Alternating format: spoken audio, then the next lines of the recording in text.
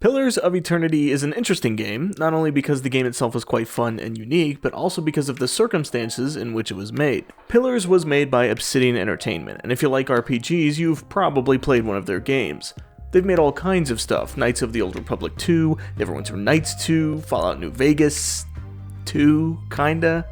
Okay, so early on they made a lot of sequels, but Pillars is where Obsidian had an opportunity to make their own world, with their own systems and their own lore. This wasn't a given opportunity though. In fact, Pillars was actually a Kickstarter project. It also, in a different sense, kickstarted the resurgence of CRPGs, which we still see going strong today. So while Pillars may not be the grandfather of CRPGs, it's certainly what broke the ice and played a big part in breathing life into a mostly forgotten and dead genre. But that was 9 years ago. Does Pillars still hold up today? And is it even worth playing anymore? Let's find out.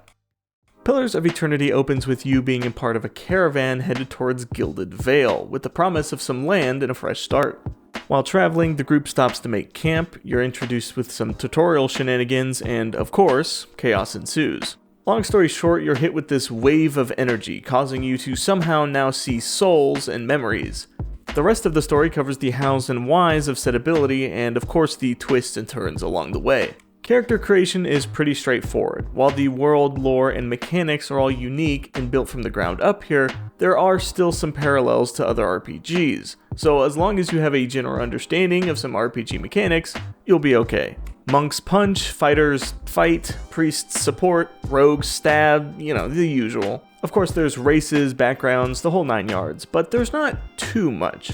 It's pretty easy to understand what everything does, even if the actual breakdown of mechanics isn't clear at that point. But let's talk about that, the mechanics. As I said, Pillars runs on its own system, though those systems often work very much like the classic D20 style. The difference here is mostly that it's built specifically for a video game, rather than trying to adapt a physical dice roll to a digital format. So instead of rolling a D20, you're basically rolling a D100 and applying it to the differences after stats have been compared. Then depending on what the number is afterward, you may get varying results. Accuracy versus deflection, plus your roll. That's your result. It's a somewhat complicated system in the background, but it's simple enough to understand what's going on and what numbers mean what. Everything is broken down into percentages, making it easy to get the information you need at a glance. You can get very nitty-gritty and number crunching if you really want to squeeze the most out of a character, but it's not necessary, and you can have just as much fun simply understanding at a high level what the numbers mean. Casting a spell at a character whose will is higher than your accuracy doesn't mean it's not going to hit, it just means that your odds are lower, and knowing that, plus having the percentages readily available, strikes a nice balance of depth and simplicity, and it's really up to you how invested into the fine details you want to get. But that brings us to the gameplay as a whole, which is pretty solid, although I will say I was not a happy camper early on. Pillars is pretty open, but it's also very linear in certain ways.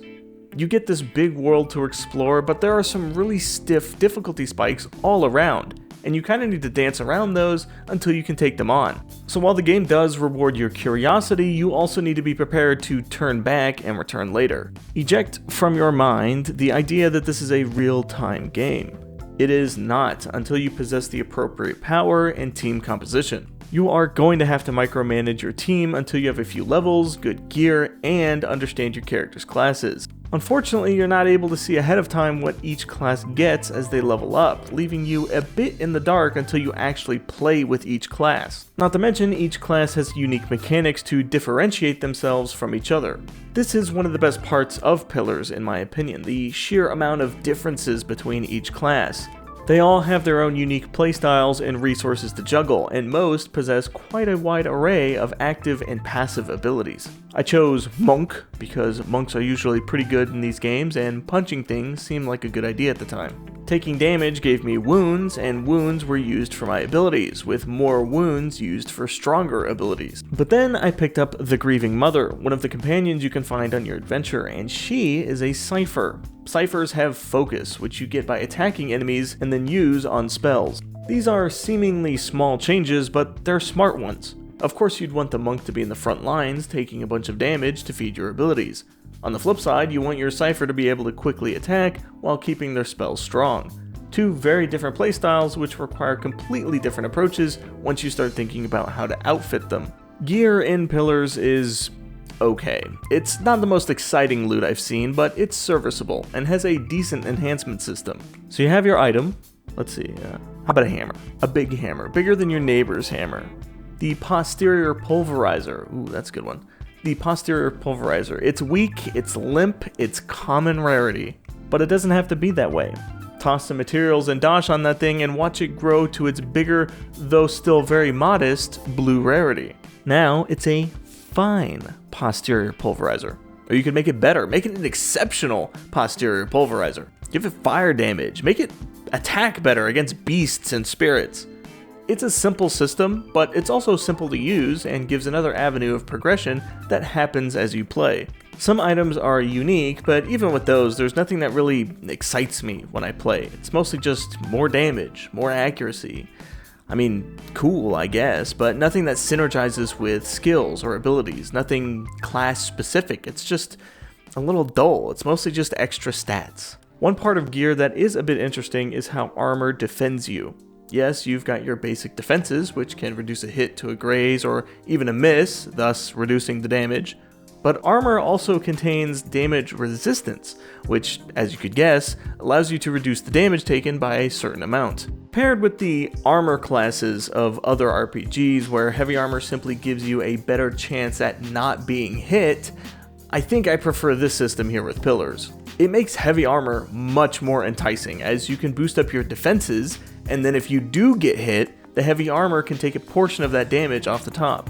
It makes heavy armor feel like heavy armor instead of just being another way to dodge attacks.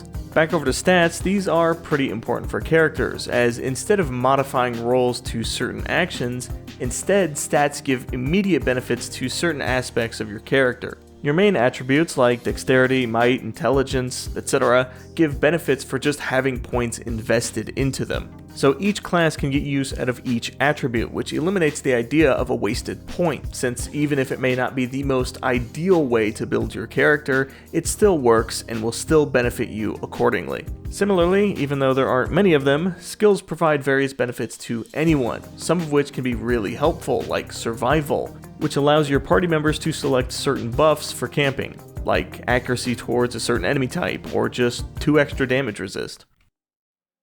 You ever wake up after a long night of drinking only to find that you can now speak to the dead and see people's memories?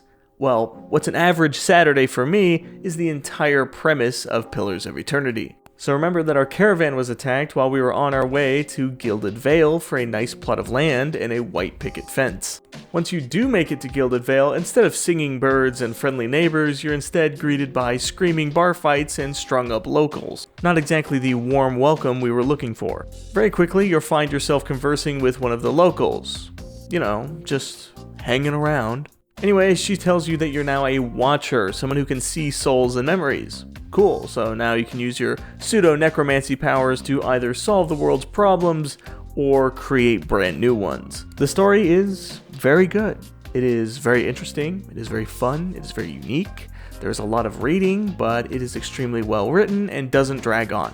Okay, so now that I've said all that, man was I confused sometimes with this story. It's just got characters and events and places and names and oh gosh, the names! These have got to be some of the most confusing names I've experienced in a long time. It's not like they're hard to pronounce or that they're some made-up language, no. They're actually quite simple to remember, but they just don't fit in some cases. They aren't what they seem like they should be. Does that make sense? Widewind's Legacy is kind of like a curse that causes babies to be born without a soul. Easy enough to remember. The God Hammer is actually not a hammer, it's a bomb, kinda. The Leaden Key, what do you think that is? No, it's not a key. You'd think it would be a key, right? I mean, it's the Leaden Key. It would be a key. No, it's not. It's the name of the bad guys group. It's the little things like this that keep tripping me up. It doesn't help that most folks in this game talk with a certain demeanor. Rarely do characters in Pillars talk in a straight line. Questions do not get answered directly. There's always this roundabout way that characters will answer you.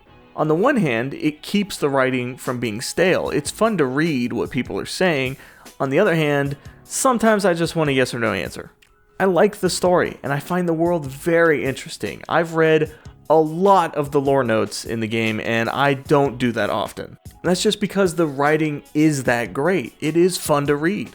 But it's not going to keep reminding you what's going on. You've got to piece this stuff together yourself, and the game expects you to keep up with it, which towards the later parts of the game can be confusing, as you go from living a memory to talking to someone in the memory to it being this guy's memory, but he was dead all along, but he was you, but not you, like a previous you, but you still make choices, and what does that mean for the timeline? What is going on? Am I reading too much into this?